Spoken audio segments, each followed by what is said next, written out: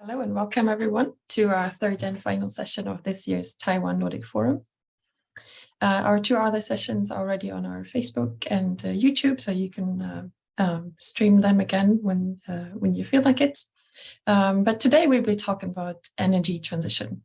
It's a topic that is perhaps not new, given that the emissions of fossil fuels are drastically altering our climate. But it seems to have taken the Ukraine crisis for many governments, especially in Europe, to have ushered in a new sense of urgency for many of them to deliver on their promised energy transitions. So the main question thus becomes, like, how do we achieve such an energy transition in the most efficient and effective way, especially because it's been talked about for so long already. And it is my honor to welcome two distinguished speakers to today's session. We have Dr. Chao-Wei Chao, who's the research director of the Taiwan Climate Action Network. The network aims to accelerate the net zero transition on the self-governing island. And we're also joined by Dr. Ignacio Herrera Anchustegui, who's an associate professor at the Faculty of Law at Bergen University in Norway, whose research focuses on energy markets and in particular how renewable energy sources are regulated. So before diving into the presentations, I just want to remind our audience that we have a Q&A button on the bottom of your screen. You are free to drop your questions anytime during the webinar, and I will pose them to the panelists once we're done with the presentations. So I'm looking forward to a good discussion and good questions, so drop them. And without further ado, I'd like to give the floor to Dr. Chao. Okay. Hello, everyone. I'm Chao-Wei Chao. I'm going to share my slide. So just a moment.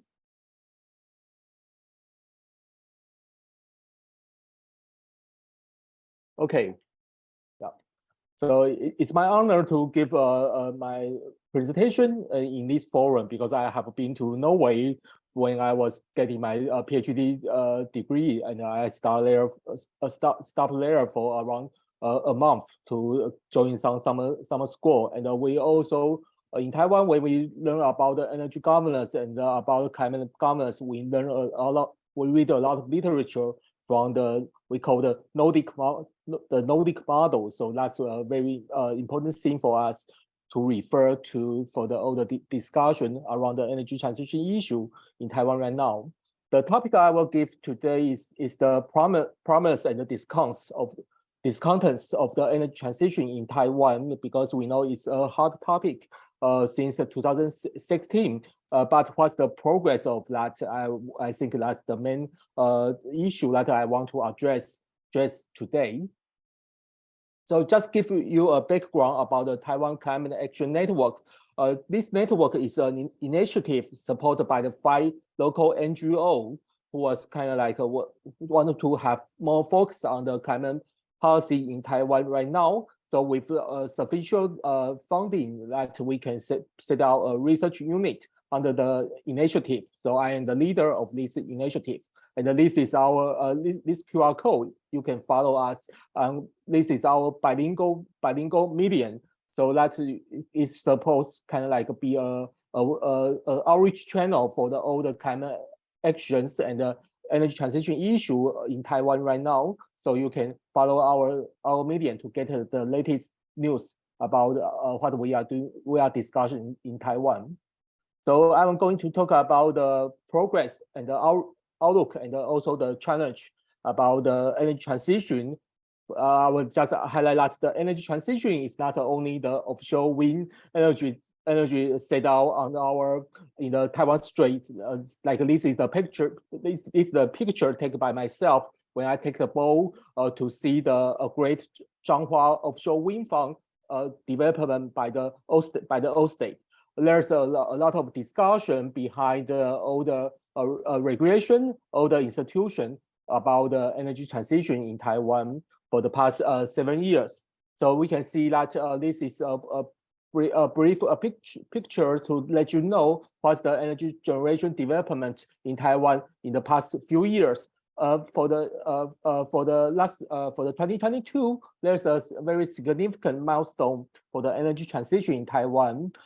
This is the first year we had to see the total electricity generation from the renewable energy was overtake the energy generation from the nuclear power energy at like years. And also in 2022, we can see a significant drop of the coal generation because the price of coal was increased dramatically in Taiwan. And also for the renewable energy, we had to see the output from the solar PV increased by more than 30 times in the past 7 years. And the wind energy was the output of the wind energy was doubled in the same time span. But if we looking into the energy transition target that we are talking about in Taiwan, we find out that there's not all the good news, because we find out that due to some pending of the renewable energy development, last year the government in Taiwan officially they modified their target for year 2025. They kind of like they reduced the target of the renewable energy development from the 20% by year 2025 to the 50% by year 2025. Those 5% drop that will have some implication on the speed of the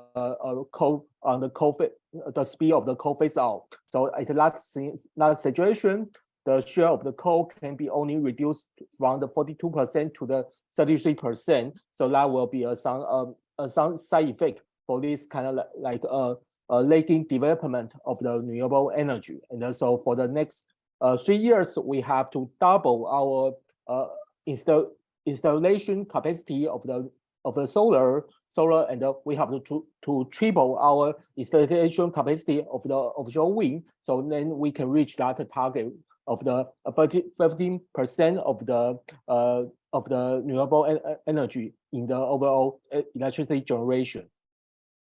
And during the development of this kind of renewable energy, we had see some promise, like we see a lot of ESG investment in these sectors. So all the big company, especially the financial sectors, when they set out the ESG fund, they will say, oh, the renewable energy target, renewable energy project is the project they must have in their investment portfolio. But we also see that there's around more than 4,000 jobs was created in the past 7 years in the renewable energy sectors. So we can look forward that there will be more jobs that can be created in the renewable energy industry. And also Taiwan become a kind of official wind hub. We are not only have a huge plan to develop those offshore wind projects, we have the manufacturing capacity in all the components of the offshore wind energy. But there's also some discontents, because we find out that the public trust of the renewable energy was reduced to from the 92% to the 75% in past 4 years. So we can see that because they find out that there's a lot of NIMBY controversy around the Taiwan, especially on the solar utility scale solar development, and also in the offshore wind, because there's some conflict between the offshore wind development and the fishermen. Recently, in Taiwan, in the past few days, we see a latest NIMBY issue is about the energy storage facility was located in the neighborhood, and the neighborhood was jumping around against this project. So that's what the discontents we have to see right now. But when we talk about the transition, I will say the energy transition is an old word in Taiwan right now, because from the last March, when the government announced their net zero transition strategy, the net zero transition roadmap, all the kind of like official document are using the term net zero transition right now, and we see the mass media also using this term net zero transition. the net zero transition in Taiwan was announced. It's a policy that was announced in last March. They say Taiwan is committed to reach net zero emission by year 2050, and we have set out the 4th strategy and the 2 foundations to achieve that target. The 4th strategy include energy transition, industrial transition, lifestyle transition, and the social transition, which was include the just transition discussion. And besides those strategy, the government committed to the real money, real budget on that. They will spend around 30 billion US dollars in the net zero, in the different kind of net zero policy in those 12 key strategies in the coming decades. So that's what we have see the government are doing right now. They are include some kind of energy innovation project that include hydrogen development, CCS, and also some institution build out, include the green finance and the just transition. And they also set out a key milestone because this is under the pressure of the President Tsai Ing-wen. She had read the milestone set by the IEA, and so they say, oh, Taiwan have needed to have this kind of similar milestone of our net zero pathway. So we have committed that by year 2030, all the new public building have to be near zero emission, and then by 2040, and all the car and the scooters sold in Taiwan should be electric. And also we set out some target for the reduction of the emission from the industry sectors. But if we look into the energy transition part of those net zero roadmap, we find out there's still some kind of like controversies on this roadmap. The first thing is that in our roadmap proposed by the government, we find out that they depend highly on the gas-fired power plant with the CCS, and also the hydrogen co-firing. So that will be a kind of like a way that might be delay the development, delay the overall transition, because that will prolong all the fossil fuel infrastructures. And then we find out that they have a more conservative development target for the solar energy.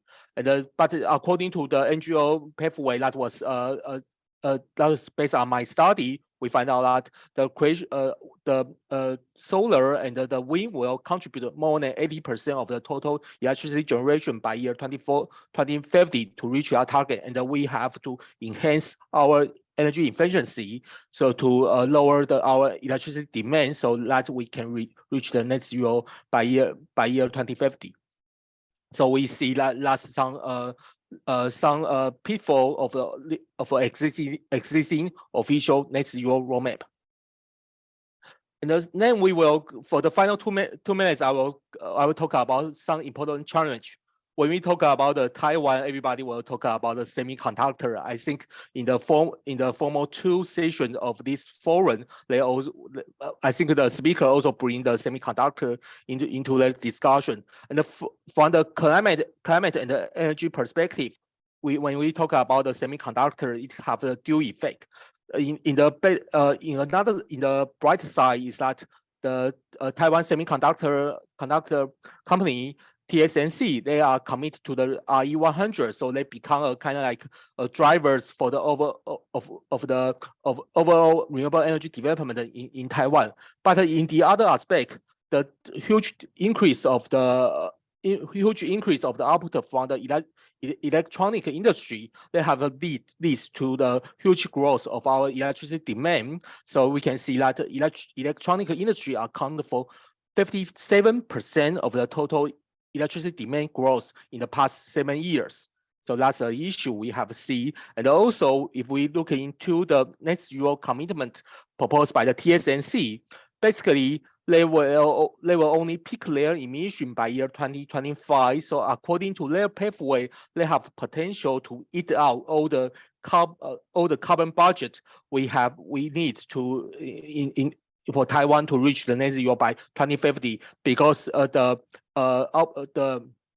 electricity demand that led by the TSMC is kind of like create an obstacle for Taiwan's government to enhancing their their reduction target for year 2030. So that's a dual effect we see when we talk about the energy transition and the semiconductor development in Taiwan.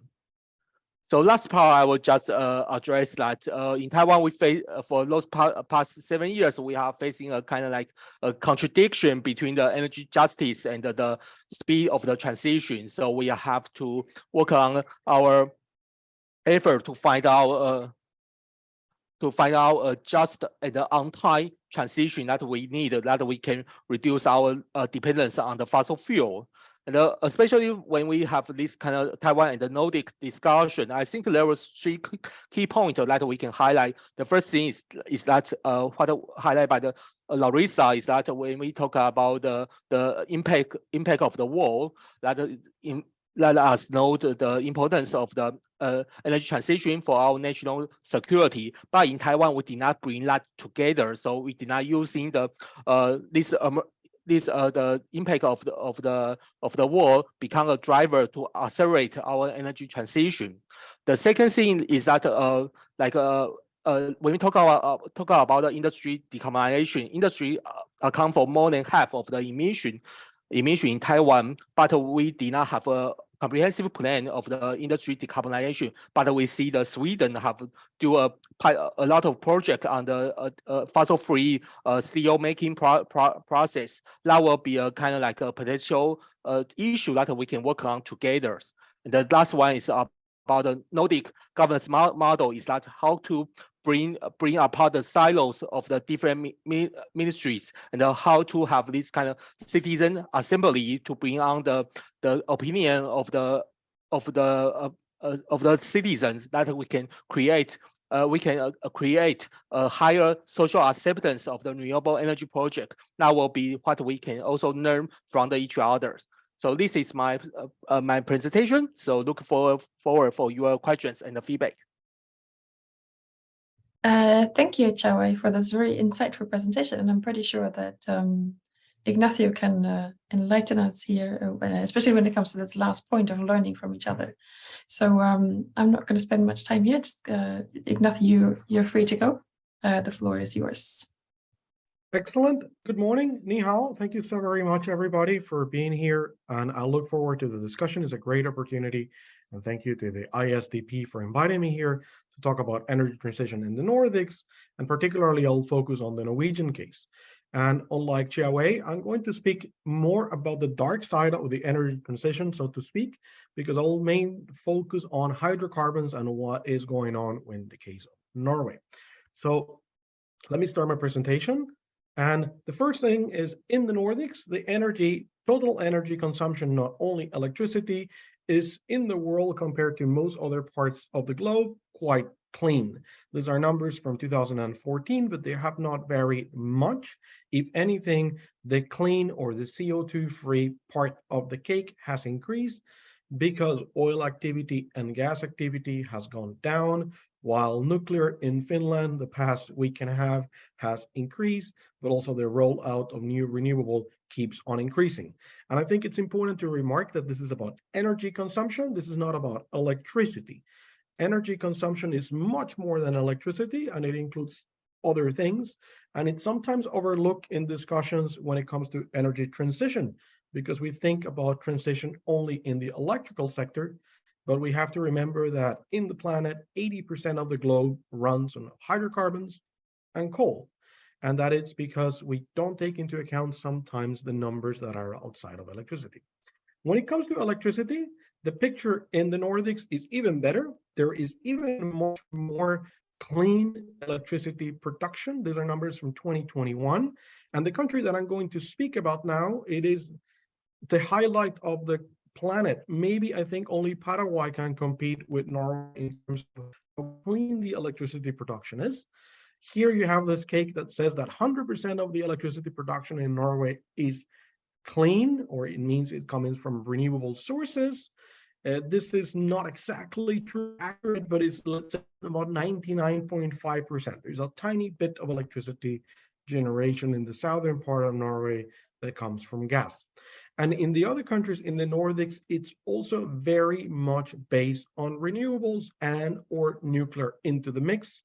And one example of a massive amount of wind energy is Denmark, in which almost half of the production of electricity comes from onshore and offshore wind. So many things happening and a lot of the electricity sector becoming quite clean. However, in Scandinavia, perhaps Norway is the ugly duck when it comes to hydrocarbons. Because Norway, as all of you know, it's a country that exports hydrocarbons, and it's the #1 product that actually Norway does to the world. And it is massively important for the Norwegian economy, so important that it has broken all records of income in 2022. We have never had more income in the country when it comes to the activity of hydrocarbons. We produce about 2.4 million barrels a day in the peak. Now we're producing 2.2 million barrels, and we are the 13th largest world producer, but we are only the 55th largest world consumer, because we basically export and sell gas and petroleum outside of Norway. We used to be the #2 supplier of gas to Europe. Now we have taken the first spot because, of course, the war with Ukraine. And if you see here on the bottom of the slide, in 2020, and I suspect in 2022 will be the same or even more, the percentage of exports for Norway that hydrocarbon represents was 82%. 82% of everything that Norway sold to the world was gas and petroleum. So it's massively important for the country, and it will continue being part of it. And that makes challenging the energy transition. But I'll show what's going on here. And it's not only in Norway that there is some hydrocarbon activity. Denmark has a little bit too. It might be surprising. Denmark is actually, to my understanding, #1 oil and gas producer in the European Union. It used to be the UK, but Brexit happened. And unlike Norway that produces 2.2 million barrels a day, Denmark produces 60,000. And in 2050, they have said already that the granted licenses will not be longer valid. And already there are no more licensing exploration activity in Denmark. So there's been a change in the legislation here. However, in all Scandinavia and all the world, we have this problem, which is the CO2 problem. And the slides are in Norwegian, but I think half the panel will be able to understand what it means. But for those of you that do not speak a Scandinavian language, in Norway, the main source of CO2 is the extraction of oil and gas. And that is something that is interesting, because it is the extraction of oil and gas that produces the CO2 emissions. Is not the use of CO2, it's not the use of petroleum that generates CO2. Let me repeat that again. It's extracting the oil and gas from the seabed that is the #1 source of CO2 emissions in Norway. And all the Scandinavian countries have, to some degree, already agreed that by 2050, like Taiwan, they would achieve net zero, except Norway. Norway has, as far as I understand, the latest numbers is we will be close to being carbon neutral by 2050. In Denmark, this is supposed to be net zero by 2050. In Sweden, it's already by 2045. And in Finland, it's supposed to be net zero by 2035 and negative by 2040.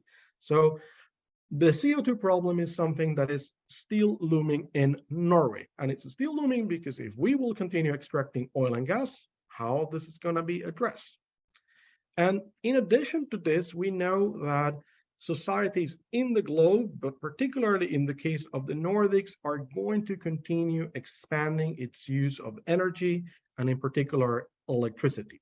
So we see that these numbers are how it is expected that the amount of electricity will increase, and we see a sharp increase in electricity in the region. So it means that we will be rolling out more renewable energy projects in the near future. So this is where I think it's a good time to bring a rock band from the early 90s and late 80s, Scorpions, that has an excellent podcast about who wrote this song, Wind of Change. But the point here is, what is the wind of change in Norway, and what is going on with the current situation with petroleum, and how the energy transition comes in. So we have excellent wind resources, actually are the best wind resources in Europe at sea. And there is potential that has been quantified that it could be 100 times the amount of hydropower that is produced in Norway. And again, if you remember some of the slides from before, 90% of all the electricity produced in Norway comes from hydropower. And the government has said that as part of the energy transition and the development of new technology, there's an ambition to install 30 gigawatt by 2040. Currently, there are 30 gigawatt that are installed on land over more than 120 years of electricity rollout in Norway. So in less than 20 years, we are going to double the amount of electricity that is being produced in the country. That is massive. And one of the reasons why this is being done is that a company like Equinor, that is 67% owned by the Norwegian state, it is a global energy player. They changed their name a couple years ago, well, 6 years ago, from Statoil to Equinor.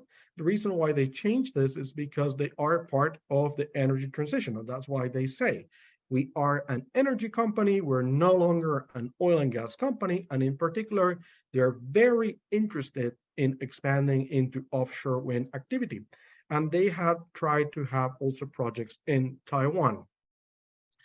And what happens is in Scandinavia, offshore energy has been very successful. And even countries like Sweden and Finland that did not have activity are starting to have a lot of activity and projects when it comes to offshore wind in the Baltic Sea. But the main one that has done fantastically well is Denmark, that it is the leading place in the world when it comes to rollout of offshore energy, particularly from wind parks. And what has happened in Norway is that the transition of wind parks and offshore wind as a new technology is starting to tip off or is starting to have a snowball effect into oil and gas activity. And this is fascinating. If you ask me, I think this is super interesting because it's part of the transition, but it's part of utilizing the resources in the best way possible for some, in the worst way possible for others. And in Norway, there has been the first ever offshore wind, floating offshore wind farm of a relatively big size has been built and started its electricity production in November 2022, so less than 4 months ago, which is called Hywind-Tampen. And Hywind-Tampen is what I think one of the many first that is going to come up. This is a wind park that is located about 150 kilometers from the city of Bergen, where I live. And it is a wind park that is going to be utilized to power up 2 oil and gas fields. So what they're going to do is they're going to substitute the use of gas to extract oil and gas, and they will use clean energy to extract oil and gas, effectively reducing the CO2 emissions from oil activity. And it is fascinating because in this way, Equinor is able to use its technology to push for technological development of wind parks, but at the same time, continue oil and gas extraction. And I think it's a trend that might start happening more than often than we think and more rapidly than we think, because at least in Norway, there are 87 oil and gas platforms that they have to be electrified if Norway wishes to be carbon neutral by 2050. And there are 184 in the North Sea alone in 2018. There are more than 6,000 oil and gas platforms offshore in the world, most of them located in Southeast Asia and the Gulf of Mexico. So this is a possibility that is going to take place. In addition to this, the transition in Norway, it's also utilizing oil and gas to move towards hydrogen with CCS. So this is a report that came from the Norwegian government 1.5 years ago about what is the view that it will take place when it comes to hydrogen. And this is the Norwegian strategy for hydrogen. And in this strategy, very quickly, I want to show you here that the Norwegian government sees it very clearly. 2020, the government will facilitate long-term production of oil and gas on the Norwegian shelf. This does not change. The current government feels the same. And gas produced efficiently and with low emissions on the Norwegian shelf could help to meet the future energy needs for the gas production of clean hydrogen. So this is where hydrogen is also part of this transition connected to oil and gas in Norway. And here the focus in Norway, it's mostly on blue hydrogen because we have so much gas. And that gas can be utilized, and with carbon capture and storage, the emissions be kept quite low. while renewable hydrogen with electrolysis is also an ambition, but still is very expensive. So in this sense, blue with carbon capture could be quite interesting. And Norway has been working with carbon capture, which is something that Chia Wei mentioned that will start happening in Taiwan too, since 1996, which is a long time ago. Norway is a pioneer of carbon capture, use, and storage. And we started utilizing in 1996 to inject it in subsea formations and also to enhance oil recovery in Sleipner and Snøhvit as examples. Those are some oil and gas fields. Then we created a massive carbon capture project, probably the largest one in the world, which is the Longship project. It was approved in 2020. It received 2 billion euros of state subsidies to conduct the project. And this is about capturing CO2 emissions that comes from a cement factory and incineration of trash. It will be transported to the city of Bergen, and then very close to the city of Bergen will be moved on a pipeline and injected on the seabed. And very recently, less than 2 months ago, there was an announcement of areas in the continental shelf to store CO2 from other countries. So we are going to buy, or someone is going to sell to Norway CO2, and then we will inject it and become our problem and not the problem of anybody else further. So when it comes to hydrogen, some midterm plans that I want to conclude my presentation with is that Norway sees hydrogen as a competitor to oil and gas, which is surprising because it produces both, or the ambition is to produce both. And it is also a strategy to set in maritime and industrial uses. Maritime shipping, there is already ferries on hydrogen that are running in the Norwegian coast. If you go to Stavanger, you can take one. It's not 100% run on hydrogen, but it's expected around September, October this year to be running 100% on hydrogen. And we are focusing on long ships, maritime shipping.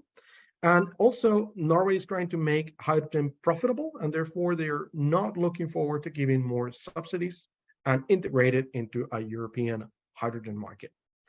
So with this, I just want to wrap up this presentation and say that it is very interesting and fascinating if you ask me what's going on in Norway and how the oil and gas industry is being utilized in a way to promote the renewable transition towards clean energy, but also because we have so much oil and gas, we're still so much dependent on it. I look forward to the discussion, and we can discuss about this particular issue or more broader schemes or situations regarding energy transition in general as well. And thank you so very much for tuning in. I will stop sharing my screen. Okay, perfect. Thank you both so much for your very insightful presentations. So I want to ask you both a question now before I open the floor to questions from the audience. But in the meantime, if you have questions for one another, also feel free to just raise your hand and just ask away. But for now, so you both had very, even though Ignacio said that he had a bit more pessimistic, more realistic view on all of this, you both still sounded very optimistic about the whole energy transition and that it can be achieved in relatively good terms and very effectively. But this is not going to happen overnight, and I think this is something that has been brought up again and again, also by the IPCC, their reports. That is taking too much time, and that we possibly missed many opportunities already to speed up the process. So what could be some kind of, do you see any short-term solutions that we can work with? Because long-term solutions obviously take more time to develop. So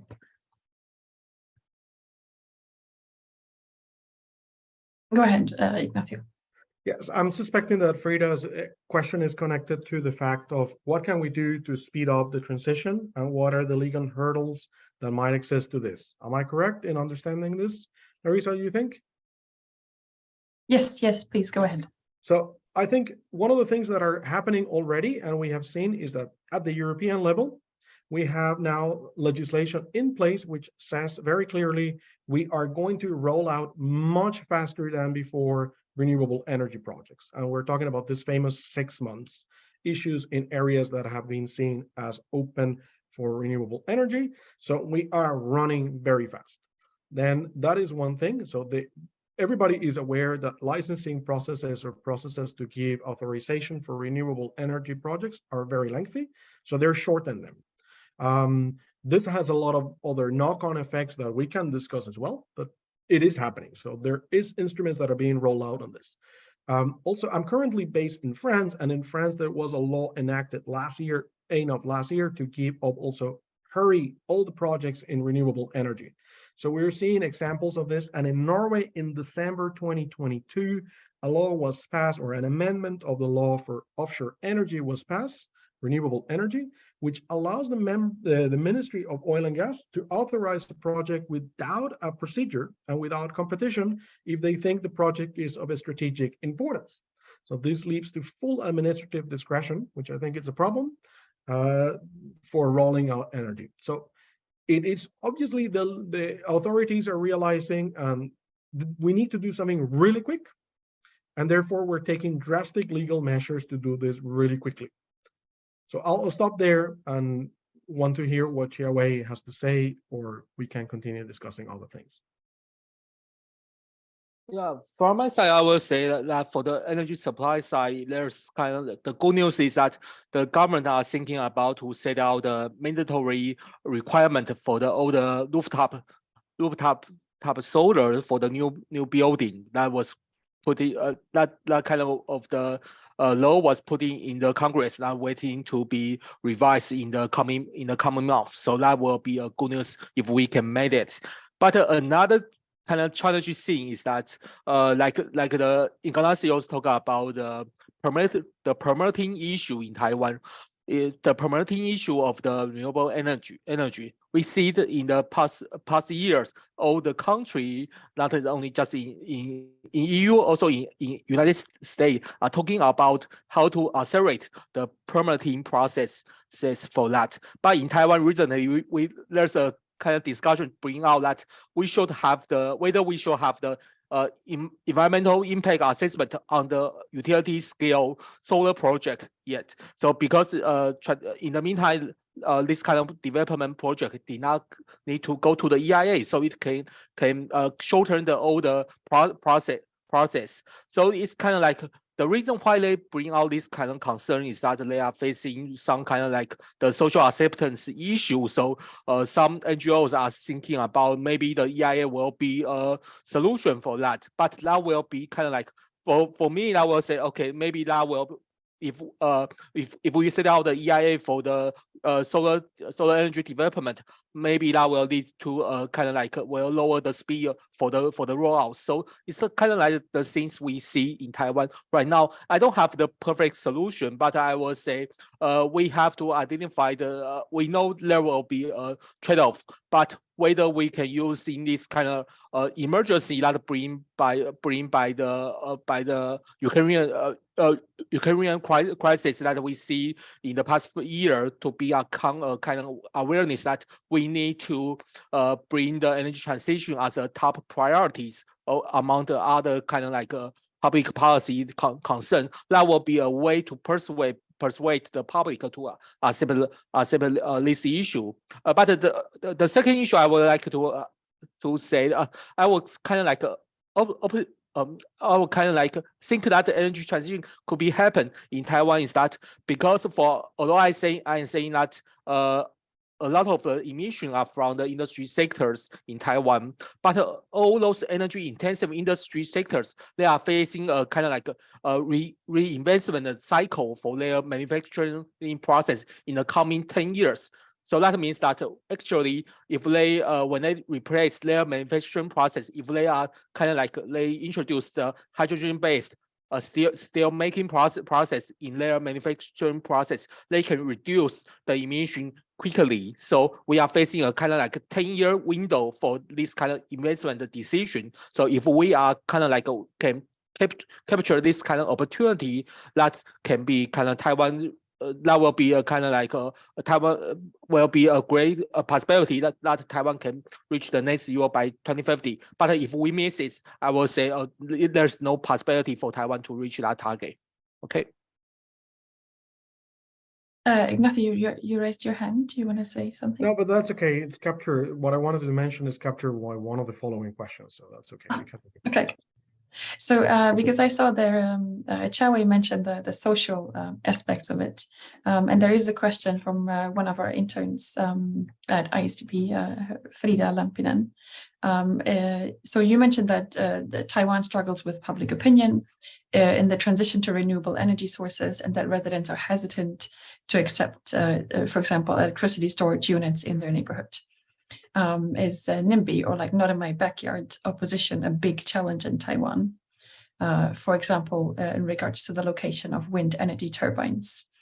Now, maybe we can add that recently there was a second nuclear plant that was shut down in Taiwan, also, which also features in this debate about public opinion.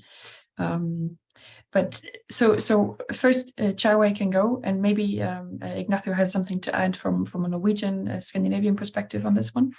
But Chao, the floor is yours. Yeah. For the public opinion, especially about NIMBY of the renewable energy project, I will say the environmental NGO will have a role of that, because we sometimes when we address some potential side effect of those renewable energy project, we did not bring kind of like what's the opportunity cost if we did not if we didn't have this kind of project. That will lead to some kind of like that will hinder our progress for the coal phase out or things like that. So I will say in Taiwan right now, for our renewable energy development, we don't need to worry about some kind of like market barrier, because because a lot of companies, they need to fulfill the IE100. They just told me where they can purchase all kind of the renewable energy. They were going to purchase that, and we don't need to worry about the technical barriers because Taiwan have our own manufacturing capacity for the solar and wind. But we are facing this kind of solar barriers. So this facing this situation, we are kind of like we propose that NGO to have our NGO to propose. We have a way to combine the zoning issue with the renewable energy development issue, especially for the solar power that for the solar energy together. So the government will propose a white paper on the zoning for the solar energy development in the coming April, trying to have different kind of criteria for where which area that the solar will be more suitable to development. So we use this way, not just trying to solve all the controversy against each project one by one. So we use this kind of way, trying to kind of like enhancing the social acceptance for that. But I will say environmental NGO, include me, we have to see, we have to adjust our narrative related to all the energy transition issue that we are facing right now. Like we cannot only talk about the energy justice, but forget the acceleration part. So that's what I would like to highlight. Ignacio, anything from your side? Anything you experienced or like found out through your research? Yes, I think the NIMBY is not only in Taiwan; it's everywhere, and we see it very clearly. And Jiawei, you mentioned something very interesting, which is the opposition to offshore wind projects by fishermen or fisherwomen or fishers, depending on how you want to call them. But yes, we have the same aspects in Norway as well. We actually have in a regulation rules for giving compensation to fisheries and fisheries activities. But not only that, we see that with the rollout and the quick rollout of energy renewable projects, what we are also triggering is a lot of controversy. And a lot of people, in a way, say that renewable energy is in the detriment of nature, because when you are coming in and building infrastructure, you're destroying nature.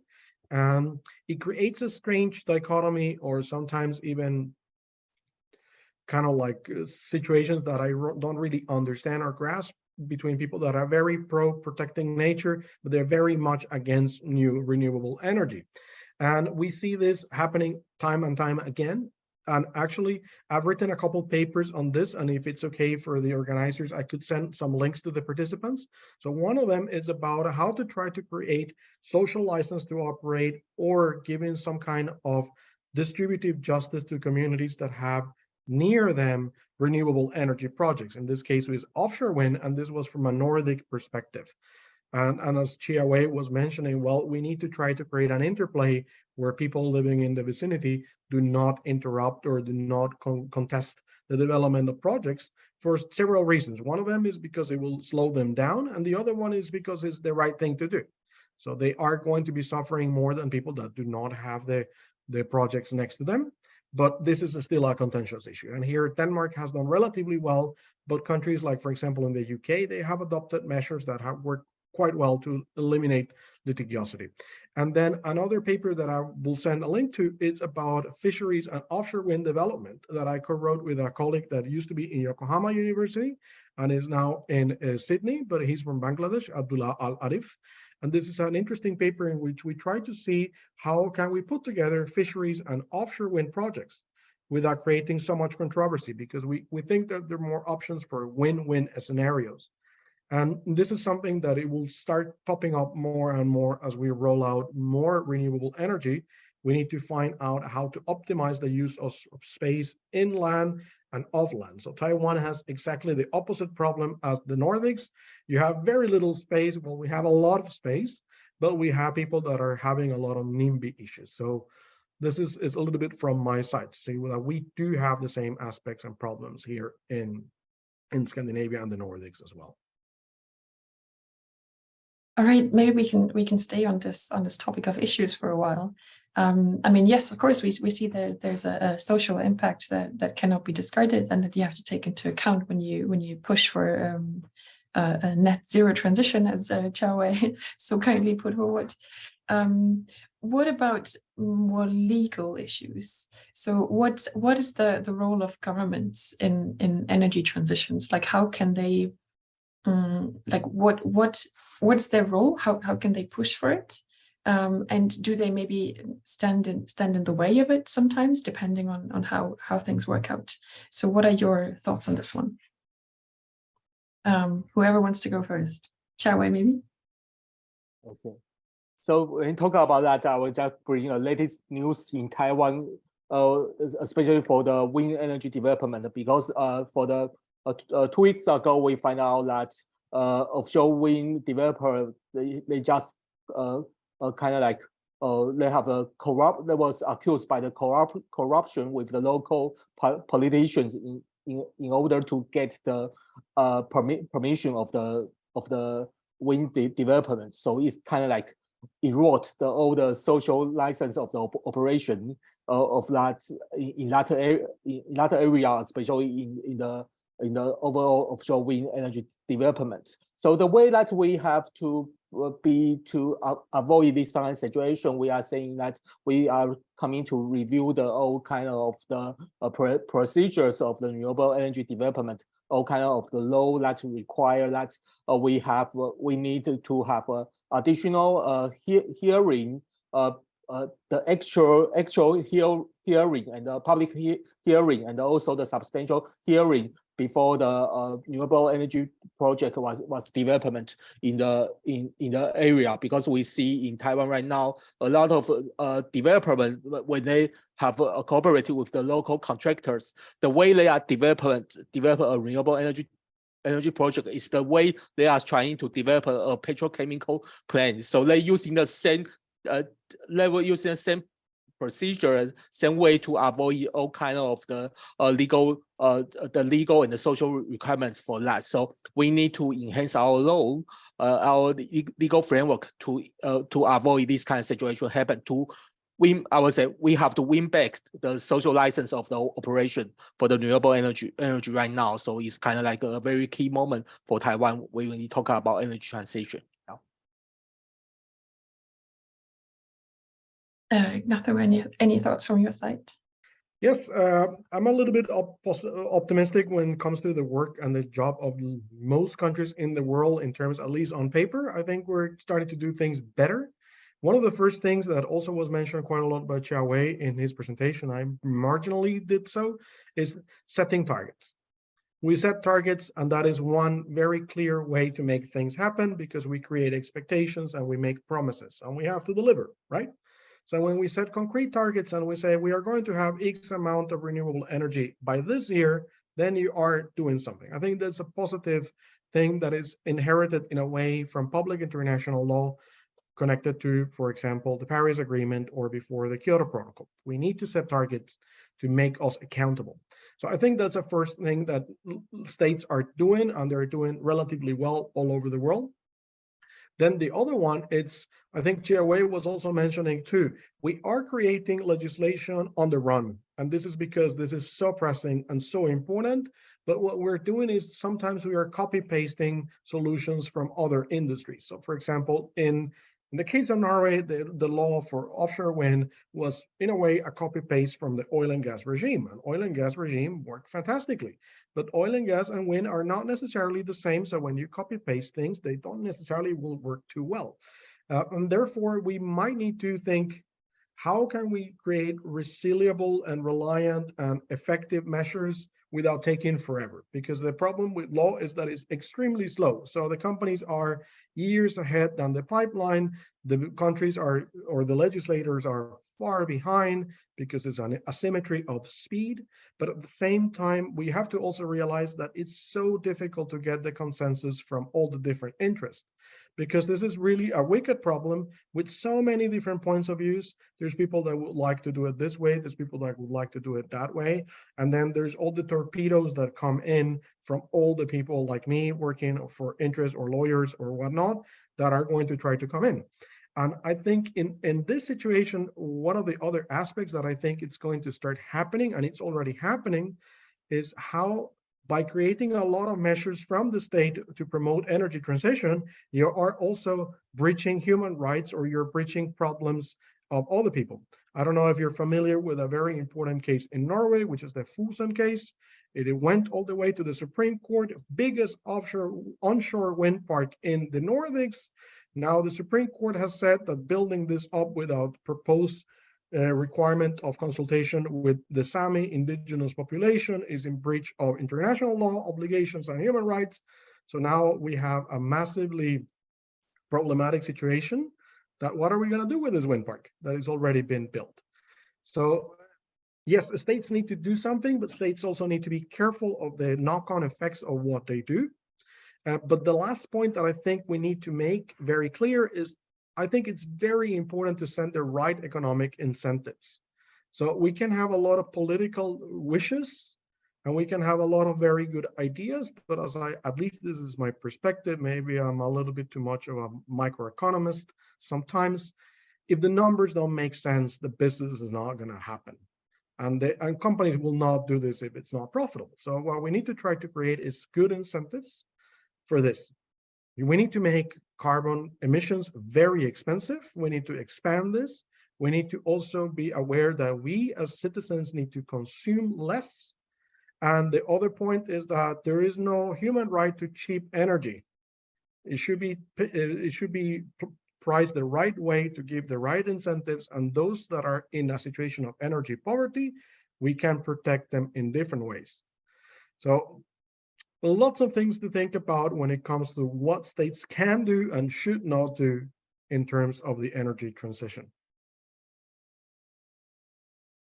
I mean, maybe we can stay on this topic. There's another question from August Börjesson, who asked, what are some possible challenges for Taiwan-Nordic Energy Transition Cooperation, possibly, related to Taiwan not being included in, for example, the UNFCCC? Any thoughts? Maybe Chao, because it's so directly Taiwan related.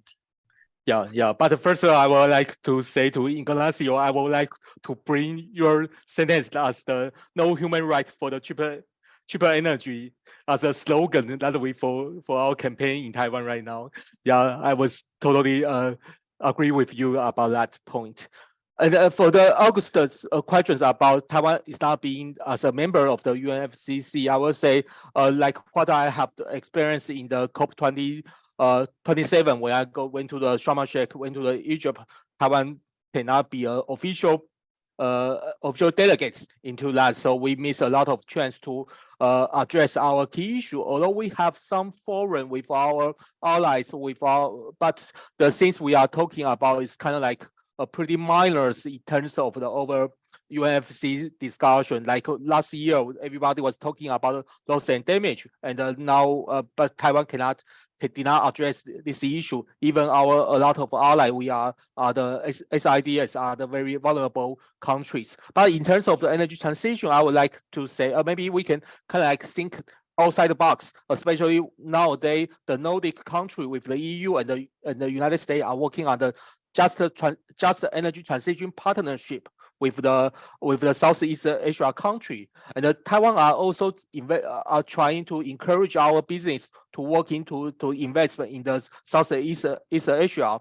So I think that will be a kind of like a potential opportunity to have this kind of substantial cooperation on that. Then we can bring out the result and then some kind of best practice in the international agreement, international negotiation to be Taiwan can be kind of like can contribute substantially in terms to accelerate energy transition in the other countries. So I think that's the way we can try to do. Even Taiwan is not official members of the UNFCCC, because we see nowadays the UNFCCC, they are also emphasize a lot of the non-state actions in non-state climate action. So we see there's a lot of role that Taiwan can play. Okay. Ignacio, any thoughts from your side on this question, or? No, I think Jiawei has answered it very well, and then we have a couple more questions, so maybe we leave the time for that. Yes, I just saw there were 2 when I closed the chat. Now it's 4. So okay, so maybe we can start with Reihuan Wu, who asks which part of the Nordic experience and the green energy transition will be most relevant for Taiwan. Again, another question for Jiawei. We will definitely get to Ignacio, sure. Yeah. Okay, so I will give a quick answer. I will say the institution arrangement, not those hard technology, but the institution arrangement, because we see for the offshore wind case, we see that when the old state coming to Taiwan, when the CIP comes to Taiwan, they not only bring those technicians, but they bring overall business, overall kind of like a system to Taiwan, which is quite a challenge for Taiwan's energy authority, because they did not have this kind of experience to see, they have this kind of repeated change. But we have seen that it's kind of have a positive feedback between this kind of situation. So I will say maybe we need to more focus on the institutional arrangement behind our energy transition, not only just talking about about the floating offshore wind cooperation, about bringing some people to see the manufacturing facility, but we need to look into those we call the social infrastructure behind that. So that's a quick answer for these questions. Okay. Okay, one question for Ignacio then. Whereas nuclear power has been controversial in Taiwan, Sweden, and Finland, in Taiwan, Sweden and Finland currently rely much on nuclear energy as an important source of their net zero plan. Is nuclear power also politically debated, or maybe also in Norway? I don't know, because what are your thoughts? Well, the thoughts is that it's absolutely very debatable whether this is a good or bad idea. There's a lot of people that do that. I think there is not a discussion on either or. I think we need all the energy solutions possible, the ones that we can adopt. And yes, it's a lot of debate around nuclear power. I think there's a lot of misinformation around nuclear power, and we are very aware about 2 cases of massive implications for the world, because when things go bad in nuclear, it's really bad. But my point is, can you name me a 3rd accident on nuclear? And no one can. There's one in the US in the 70s. So nuclear is relatively safe. What happens with nuclear is that it's very expensive and it takes much longer to build than what you plan. This is what happened in Finland. It cost 4 times more than originally adopted, and it took 10 years more than it should have taken, because the projects are very complex. But yes, so there is a lot of discussion, there is a lot of debate, there is a lot of feelings that go around nuclear. So it becomes a very polarizing issue. And for example, Larissa, you come from Germany. Germany nuclear, it's a very strong what people think about it. But I think that we will need at some point to have also nuclear into the mix. That's why we are seeing developments when it comes to new generation nuclear, small power plants, for example, in France being rolled out, because we need as much clean energy as we can. And with a system that is so based on renewable energy, you need to have a good base load. Nuclear can provide that. And if you don't go for nuclear, then you need to have a good battery system. Hydrogen can be used for that. Because we cannot depend on wind and solar all the time unless we don't have a good backup situation. So yes, it is very contested, very expensive, and very sentiment driven, both in Taiwan, but also in other parts of the world. Okay, so we're running short on time. I would ask one more question. Apologies for people who cannot get their answers today, but I'm sure there's going to be more opportunities. There's Foster Canlive who asks, in recent months, the Nordic countries have been collaborating and investing more and more in Asian green hydrogen projects, such as in India. Could either of you expand more on Taiwan's green hydrogen energy potential? And whether it would be more efficient to collaborate with more deeply with Nordic countries on green hydrogen rather than other forms of energy transition. Yeah, so maybe I will come first because we are running out of time. I will say that Taiwan should have to be the kind of like a huge consumers for the green hydrogen, because we have petrochemical industry, we have the iron and steel industry. But in the meantime, although we said that the hydrogen development is crucial for us to reach a net zero, but we have a wrong direction for the hydrogen development. We are using the hydrogen for the coal-firing in the gas power plant in the gas power plant. I think that will be not the good case for us. And also we did not using some kind of opportunity to see is that there's a potential to combine with the hydrogen generation with the offshore wind development in the next phase in the coming decade. I think that was kind of like two missing opportunity for Taiwan right now. And also we are kind of like to think that maybe the blue hydrogen will be the major source for us. So, but we forgot there will be a lot of controversials related to the blue hydrogen, and Taiwan is kind of like work with the Australia on this aspect. But we are seeing that maybe we can work with the Nordic country to bring more like the offshore wind with the combined with the green hydrogen project. That will be a kind of like a suitable model for us to follow. Yeah. Any final thoughts from Ignacio on this? Yeah, I agree with Chiawei. It's always nice to have him going first because he's so knowledgeable and very good at explaining what things do. So I see the same point. Of course, the climate change and energy transition is a wicked problem, so we need to collaborate with each other to try to find solutions. And here I see that exchange of technology, but also maximizing opportunities will be best. One thing to remember is that to produce green hydrogen, you need to have renewable energy that can be utilized for electrolysis.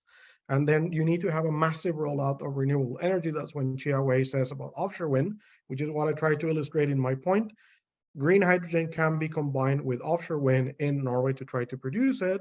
The issue here is that we will need to find the good sources and cheap technology to move forward the production of green hydrogen, because it's got substantially more expensive than blue hydrogen at the moment.